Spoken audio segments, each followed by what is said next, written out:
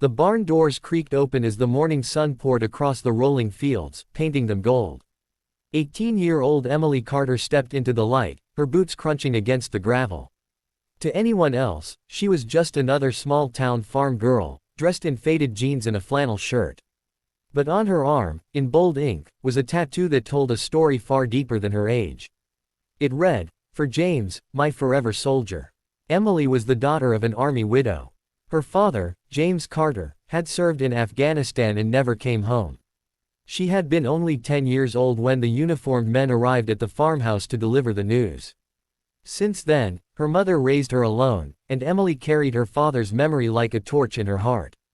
That tattoo wasn't just ink, it was a promise that she'd never forget him.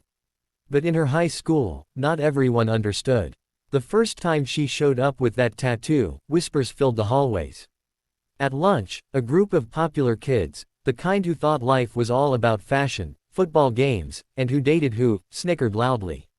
"Look at farm girl Emily," one of them said. "She thinks she's some kind of tough soldier now." Another added, "What's a farm girl gonna do? Fight us with a pitchfork?" Laughter erupted. Emily clenched her fists but stayed quiet.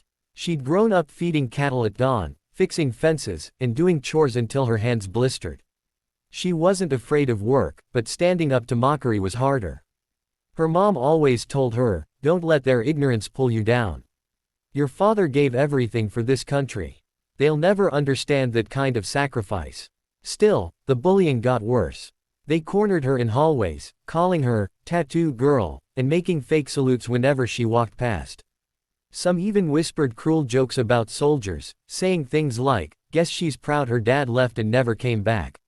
One afternoon, Emily was walking back from the library when 3 of the bullies blocked her path. The leader, a tall boy named Jason, smirked. "Hey, farm girl, show us that tattoo again. What's it say? Forever soldier. Huh, you're trying so hard to be something you're not." His friends laughed behind him. Emily's chest tightened. For a moment, she wanted to run, but then she remembered the framed picture of her dad in uniform, the flag folded neatly in a case on their mantel, and her mom's quiet tears late at night when she thought Emily was asleep. She pulled back her sleeve, showing the tattoo proudly. "This isn't just a tattoo," she said, her voice trembling but steady. "It's for my dad. He was a soldier. He fought for this country and died so people like you could live free enough to mock me. He'll always be my hero. And if you think that makes me weak, you don't know a thing about strength." For the first time, the laughter stopped. Jason opened his mouth to say something smart, but no words came. The other boys shifted uncomfortably, their faces red. A teacher who had been passing by overheard everything. She put her hand gently on Emily's shoulder and said, "Thank you, Emily. Your father was a brave man. Don't ever let anyone make you feel ashamed of that." Word spread fast around the school. Kids who had once ignored her began to show respect. Some apologized, others simply nodded in silent acknowledgement when they saw her.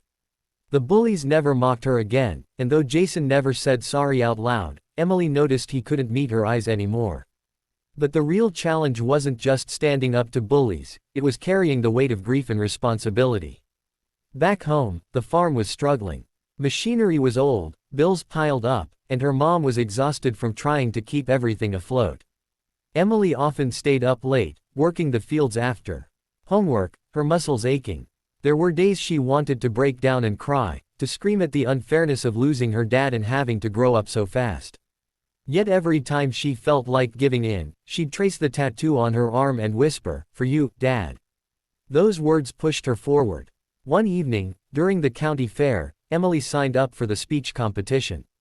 She wasn't the type to stand on a stage, but something inside her told her it was time to share her story.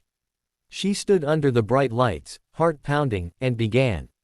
"I'm Emily Carter. People see me as just a farm girl, but I carry something with me every day, a story, a sacrifice, a name inked on my arm.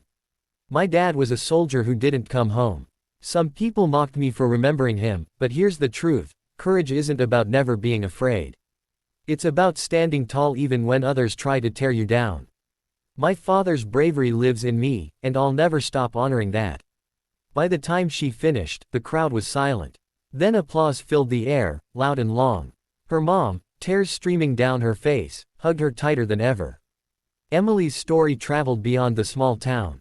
Local newspapers wrote about her courage, and veterans reached out to thank her. Suddenly, the girl once mocked for her tattoo became a symbol of resilience and pride. Her journey wasn't easy, the farm still had struggles, and the pain of losing her dad never fully disappeared. But Emily learned that challenges weren't meant to crush her, they were meant to shape her into someone stronger.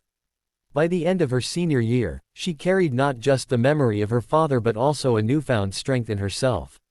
She decided to study agricultural business in college so she could return and save her family farm, proving that being a farm girl was never an insult, it was a badge of honor. And every time someone asked about her tattoo, she smiled and said, "It's my reminder. My dad was a soldier. And I'm his daughter. That's all the strength I'll ever need."